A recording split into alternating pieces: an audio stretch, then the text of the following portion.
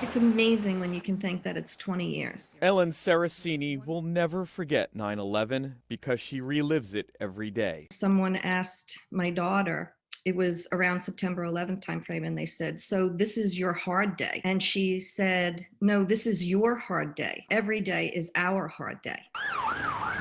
On September 11th, 2001, Ellen's husband, United Airlines pilot Victor Saraceni, was killed when his plane, Flight 175, was hijacked and hurled into the World Trade Center. 20 years later, she's joining pilots, flight attendants, and former air marshals to sound the alarm on what they say is a major security flaw that still exists. I'm appalled that we haven't done more in this amount of time. I can't look another family member in the eye and say, sorry, I knew this vulnerability existed and I just decided not to do anything about it.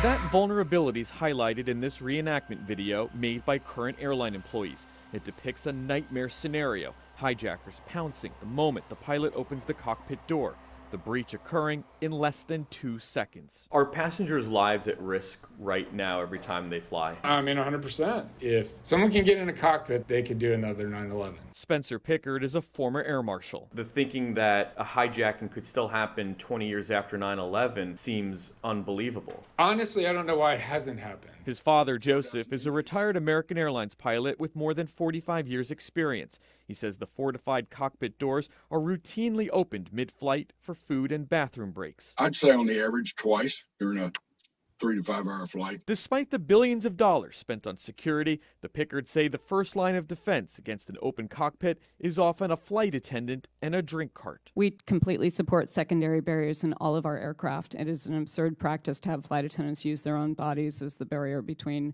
the cabin and the cockpit. In 2018, Congress mandated that gates like this be installed on all newly manufactured planes. These secondary barriers were deemed necessary to protect the cockpit after an Inspector General report found the FAA wasn't doing enough to mitigate security vulnerabilities. But 3 years later, nothing has happened. The FAA studied the issue and says it will issue a rule in the coming months. What do you need a committee for? We know what needs to be done. Federal officials have known about this security gap for years. In 2004, the 9/11 Commission report found the mastermind of the attacks, Khalid Sheikh Mohammed, told hijackers to watch the cockpit door at takeoff and landing, to observe whether the captain went to the lavatory during the flight, and to note whether the flight attendants brought food into the cockpit.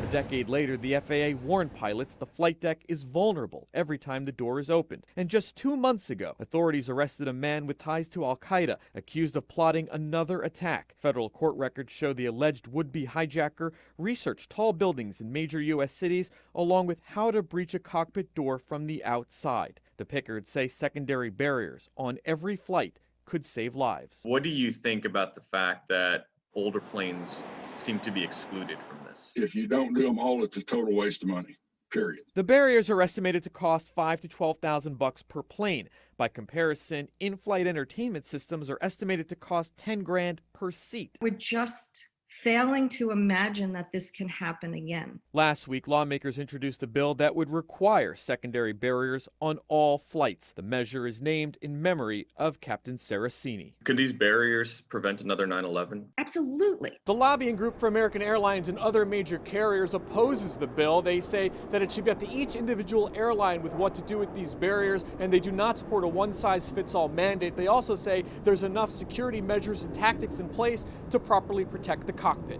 At Charlotte Douglas International, Matt Grant, Fox 46. You know, we've not forgotten 9/11. Nearly 20 years ago, Captain Dennis Tager was on a layover when America was attacked. But every day that we fly is another day that we have stood tall and said never again. As spokesperson for the union representing 15,000 fellow American Airlines pilots, It's rather enraging. Tager is reacting to a Fox 46 investigation, furious with the FAA for not doing what Congress mandated 3 years ago, require new planes have secondary barriers in front of the cockpit. We need the FAA to step up. The writing has been more than on the wall. It's the law. And the FAA has been looking at the wrong wall. It's time to get this job done. When pilots need to use the restroom or get food, the fortified cockpit door is open mid-flight. Often the only thing standing in the way is a flight attendant and a drink cart. This video, made by airline employees, shows how a breach could occur in less than 2 seconds. I want the aircraft I'm flying on to have this second barrier. I want the aircraft that my family's flying on to have this second barrier. Now, a Fox 46 investigation is shedding light on why the airline industry is reluctant to get behind these barriers, which pilots, flight attendants, and federal law enforcement say could save lives. This newly uncovered TSA report from 2018, which we obtained, shows the concern comes down to money. The report states TSA's recommendation to not mandate the use of a secondary flight deck barrier by the airlines is based on the delicate balance of cost of engineering and installation versus the measurable gain in aircraft safety, and some aircraft interior designs may lose vital first-class seats to accommodate secondary barriers, which would impact revenue opportunity for the airlines. The industry is also concerned about increased costs associated with fuel and maintenance. Airlines could also be at an economic disadvantage compared to foreign carriers that don't require barriers. The lobbying group for American Airlines opposes a bipartisan bill introduced last week that would require these barriers on all flights, citing opposition to, quote, a one-size-fits-all mandate. So that's unacceptable. Here from the foxhole, I'll tell you, this is necessary. It defends our nation. It defends the airplane that I'm captain on. Anybody that thinks that we just can't afford to do this, you can't afford not to.